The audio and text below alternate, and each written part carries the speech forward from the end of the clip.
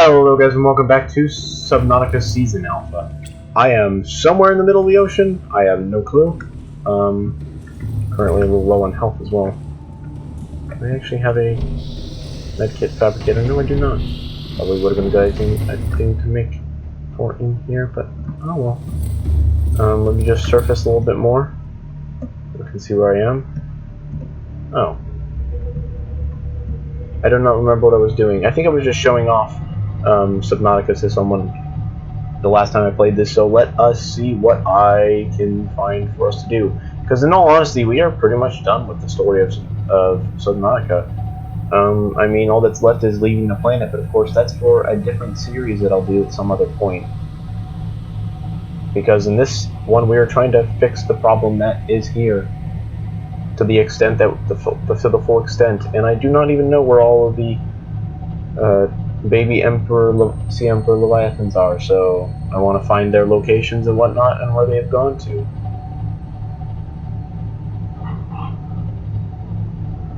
So that's a goal for the series, is to find where they went, you know? Because, I mean, their mom's pretty much forever going to be alive, stuck in an eternal state of near death and just in a state of basically existing just before near death. An excruciating amount of pain, but too numbed by old age and the facility itself to ever actually feel the pain, or to ever actually, you know, realize she cannot die while in that facility. She will probably live for another 100 or so years before the facility finally realizes, oh, that bacteria content in the water of the Karar has gone significantly lower.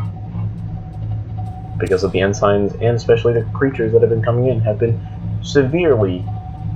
The amount of creatures coming in with the Karar has been severely dropping by an excruciatingly large rate. But of course, that is an entire ocean to fix, and that is not a very quick process. I'll see how it is, and we will be here for a little while. It's a Wednesday video for once. Next is the forest, which I will be glad to start because I will actually have a lot of stuff to show off, because I do believe I actually did make a video for prior release of this over the summer, and I believe that already went up a long while ago, so we'll see how this all works out for me. I don't remember where my videos are even being put anymore, so we'll see. I will also see when I go to check audio levels for this video after as well. So anyways, it is currently 4 where I am. This is literally, okay, so I got home on the 31st, realized my headphones were gone on the 4th. It is currently the 8th. So 4 days later, I have my headphones back. But even then, I have about, let's see here, today, the end of today, plus 2 days, and then 1, 2 weeks, and then another day before my school even starts. So I got a lot of time to play with, and not a lot of friends to do anything with, unfortunately. But I will find something to do, especially since I'm probably going to do a double content week, to try to get myself into the flow of making videos again, and to get myself back into the mindset of playing these games for the sake of the content that I'll be making, and to be making sure that you guys get the content that you want from me. Let's also take a little dive down here to look at what we've left behind since the last time we played this game. And I will agree that it does seem like my computer is not handling these games 100% as it usually does. My computer may not be plugged in. Let me check if I forgot to do that. I did not forget to do that. I don't know why we're getting 25, 24 frames, especially on my computer. Maybe I have some thing off that I usually have on, or I have something on that should be off. We will see at some other later point when I actually, you know, check my thing right now. Options, graphics, preset is probably should just be on high. Let's remove bloom, lens dirt, motion blur. Let's turn that down to off. Ambient things, screen space, reflections, dithering. I don't know exactly. Let's try this. Oh, it's even lower. Oh boy. Oh boy.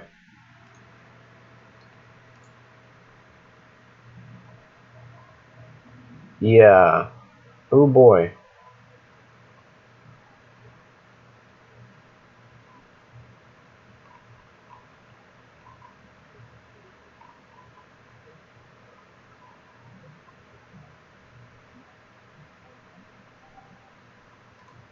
Let's just go with normal high. Let's see if that makes it better. 18 frames. Okay. We're rolling with this because I have no idea what's wrong with my computer at the moment. Or why Subnautica is not running correctly. Maybe my computer's been on for a little too long. So, I mean, yeah, that will be just a thing I'll have to fix, of course, after the video. So we'll have to see how it is the rest of the video. Anyways. Let me just see here.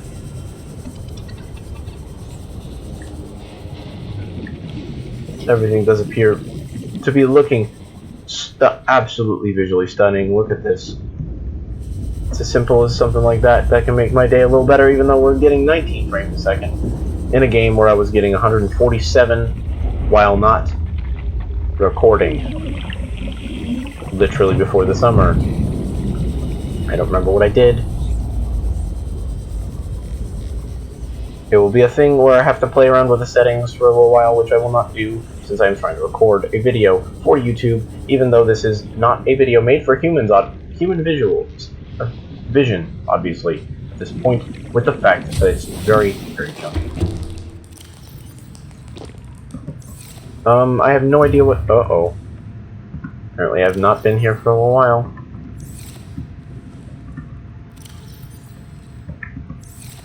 Oh. There we go. Wait. There. There's a hole in the base somewhere. Gonna find it.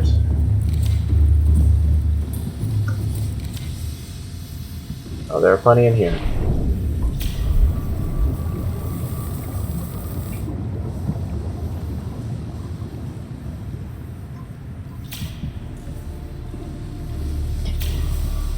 Hull integrity restored. Draining systems initiated. Better be, because, I mean, good lord, I left this place for a freaking hot minute, and you have hatched. Hello, buddy. How are you?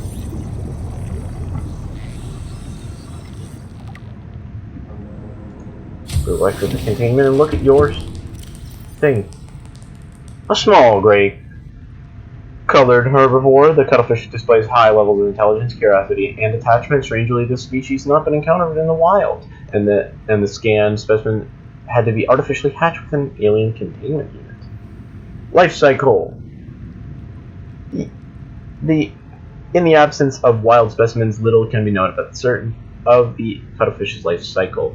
It is possible that environmental conditions have changed, forcing the species to edge of extinction and leaving its eggs in permanent stasis. It is also possible that the cuttlefish has been genetically altered or even imported to 4546b from another world. Behavior. We do know that the cuttlefish is a herbivore which displays high social behavior in its interspecies interactions, as well as was observed in Earth dolphins before their extinction.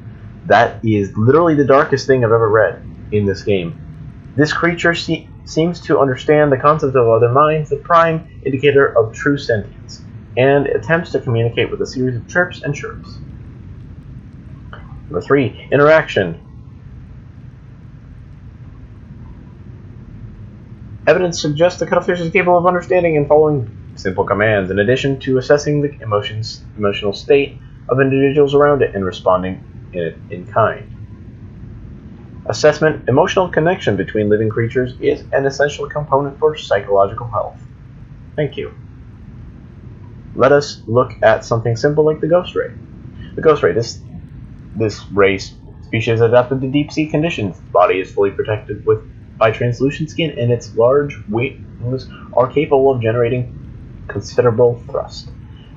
Number 1, poisonous thrust. As it is common for rays on 4546b, the ghost ray's flesh is inedible, making it one of the more resilient herbivores. 2, feeding behavior. Feeds on plant matter that is settled with the ground in deep caverns. Assessment inedible. Jelly ray. This translucent species has adapted to low-light environments with a translucent and luminescent body. The luminescent body is adaptation may help to light up the surrounding area for foraging, warding away predators, and identify the organism to others of its kind. Light sensitivity. Small creatures have been swimming in the jelly's wake and to take advantage of the light source for their own ends, and the ray itself will approach light sources, perhaps mistaking for others of its own species. Assessment inedible. Rabbit ray. A herbivorous aquatic life form, rabbit rays appear to live serene and solitary lives with very few predators, a natural sense of curiosity, and awesomely poisonless flesh. Number 1, ears. Twin orange appendages mounted on the head sense vibration in the water. Interesting. Number 2, undulating wings. Marked similar method of transportation to that of Earth rays, zero genetic resemblance detected, suggesting these two species are independently developed similar solutions to their environmental circumstances, which is really an interesting thing. I'm taking away from actually reading for a second to talk about this, and it really brings up a point of something like this, even though you don't really think about it in games where you have space creatures and whatnot.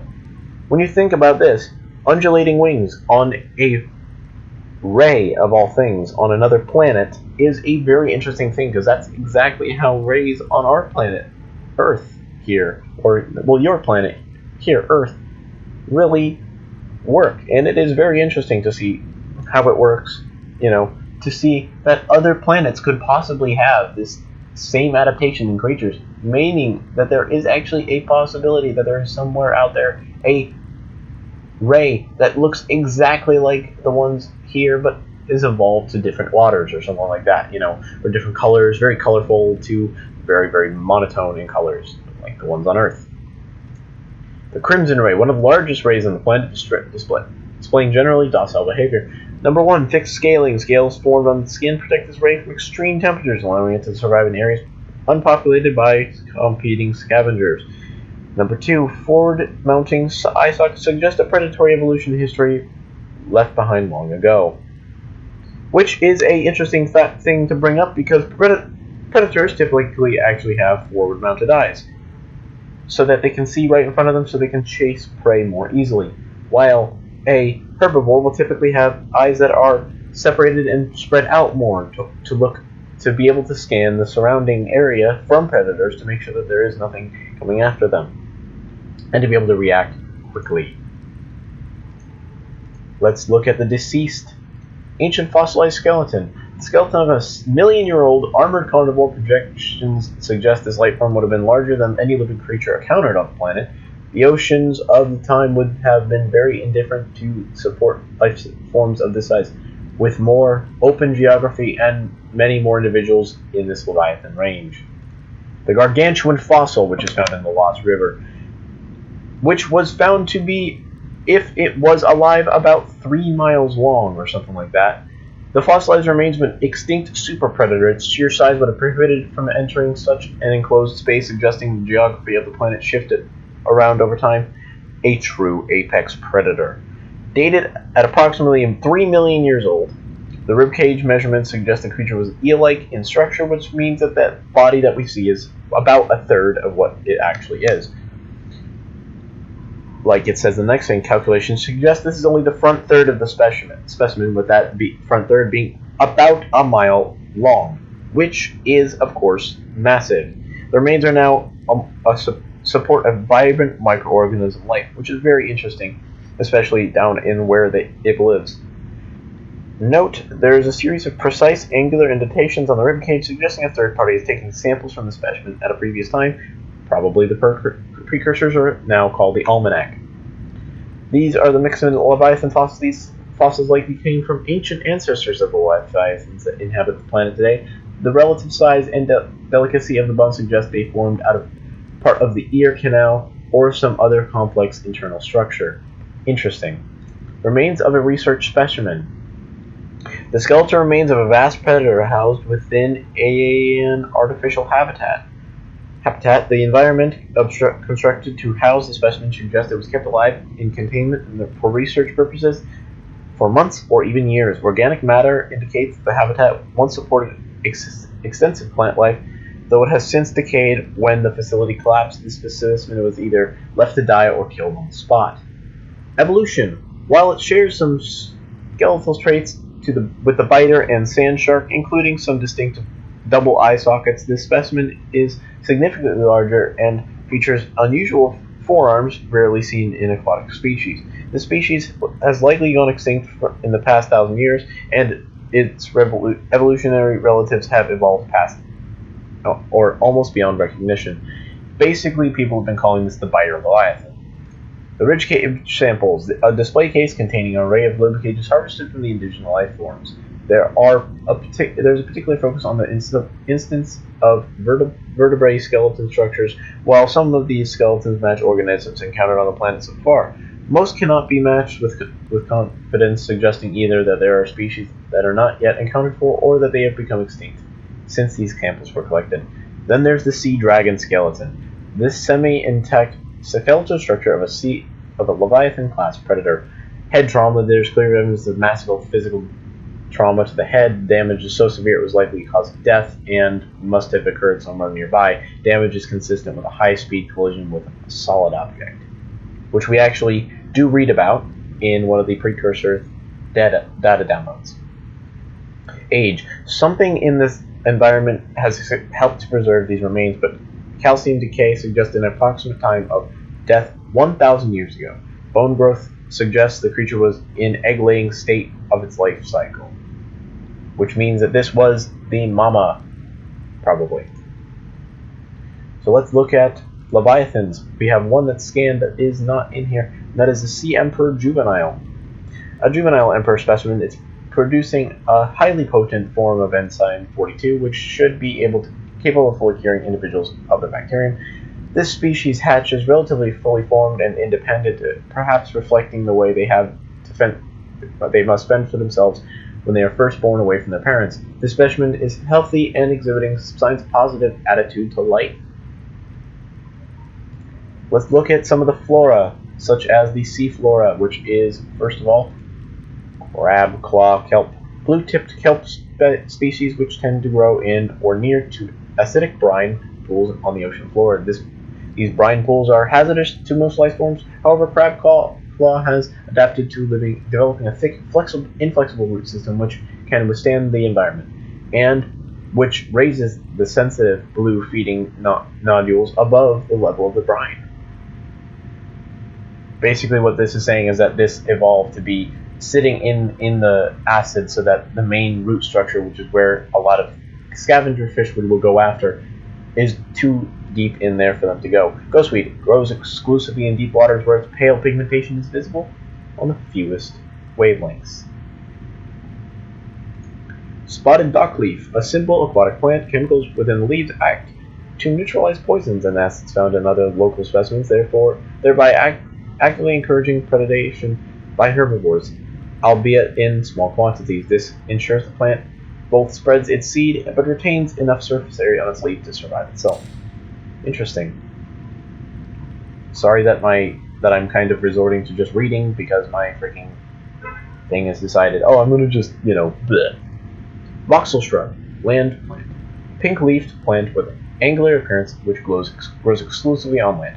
The speckled rattler, a brittle land plant containing large spores which generate a characteristic rattle when the plant is shaken. This may act as to ward off predators or even encourage predation as a means of spreading the spores. The pink cap, a land-based fungus species with harvestable spores. The Jaffa cup, a common land fungus found in clusters, grows quickly, size is limited to only the available nutrients in space. The grub basket, an orange-colored land plant, which usually contains a thick protein-rich sludge at its base. This may suggest carnivorous life cycle wherein grubs and insects are attracted to the bright petal make their way up to the center of the planet, but are unable to scale back up, and the slick inner leaves are ultimately digested by the plant. The fern palm of this specimen was identified in an artificial grow bed on the island. It is not listed in an existing flora database, though it is unclear whether or not it is native to the planet. Genetic code shares some features with the local plant life, but this may be the result of DNA transfusion rather than natural evolution, which suggests some sort of thing making it change to the way it is. We have one type of coral in here. Let's go with this. It is called pyrocoral. This species is unlike any other encountered on 4546b. So far, it relies on magma flow rather than water current to deliver nutrients. As lava rises up from the planet's core and erupts at vents, the core forms around the base until eventually it has surrounded the entire vent. Lava is then funneled up to the coral, allowing it to siphon materials at heat as it goes. Interesting. Let's go with geological data. Crystalline sulfur. Sulfur is a highly reactive non-metallic element usually found in abundance above underground. Common applications include products of acidic compounds and combustibles. Limestone outcrops. This is one of the first things you will ever get. These unusual geological structures often form around titanium and copper deposits and are distinct to this planet. Closer analysis reveals that the stone around the material has been hardened against erosion, but the mechanism remains unknown. Interesting. Magnetite. Magnetite is an iron oxide valued for its magnetic potential amongst other qualities, I meant to say. It is used in many Federation technologies, including sonar and torpedo systems. The assessment is essential for advanced fabrication. A ruby, a hard blood red gemstone made of aluminum oxide. Rubies may have been processed in order to leverage their structural integrity in advanced vehicle construction and modification. Another assessment is that it's essential for advanced fabrication. Sandstone outcrops. Sandstone outcrops. These common porous outcrops seem to form around small amounts of precious metals, or otherwise these metals are part of a sedimentary buildup over time. Assessment: lead, silver, and gold sources. Now, this is from the actual ship itself, the Aurora. Scattered wreckage analysis confirms this wreckage is from the Aurora. Outer layers of the material have oxidized, suggesting that it has been heated at over 1,200 degrees Celsius. This pattern is consistent with the whole big disintegration during atmospheric entry. Salvage of intact portions of the Altera vessels is prohibited legal and moral and technical levels. Prohibited at legal, moral, and technical levels. However, scraps such as these may be reclaimed for the titanium content at any Altera fabricated.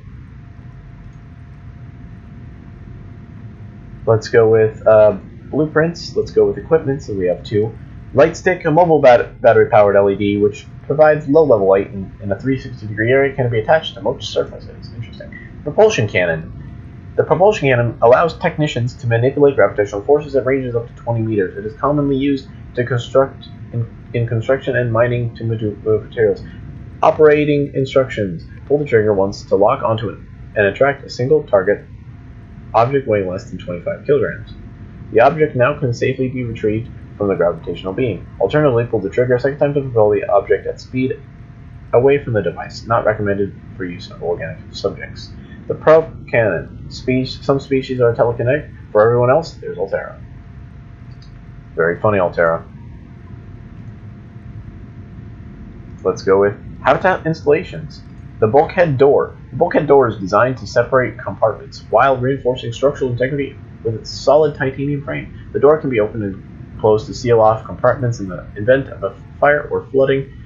It's simply for privacy. Exterior grow bed. Advanced synthetic soils allow this grow bed to support a huge variety and quantity of alien plant life, and it can be installed anywhere on land or underwater, even if where there is space. A floodlight. A standard issue floodlight is designed to focus a bright beam of light in a single direction, useful in all kinds of industrial and emergency operations. Functions in all known environments. Awesome. So even underwater. Interior grow bed. Designed for use exclusively inside the habitat modules, the interior grow bed is more compact than the outdoor version, and it includes a hydroponic nutrient delivery system. Ooh. The modification station, where the standard fabricator atomically rearranges raw materials to form complex devices. The mod station is able to combine complex devices to enhance their function. Blech.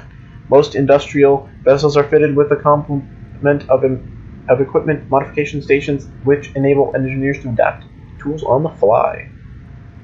To conserve hard drive space, the modification station is exclusively by default from most personal emergency blueprint libraries. However, extreme environments such as the ocean and desert class planets may necessitate the adaptation of basic survival tools for unanticipated applications. For this reason, access to a mod station is always recommended. A moon pool. The moon pool. The moon pool is an essential module for a long-term exploration. Its primary function is as a dry dock for small vehicles such as the sea moth and pontoon.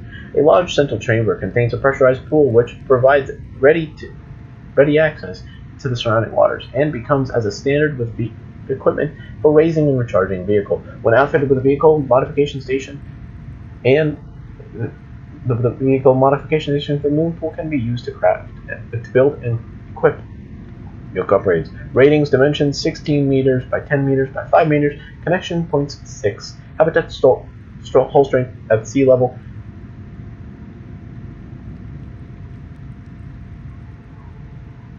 Hull strength liability at sea level is -5, equivalent to 4 different rooms.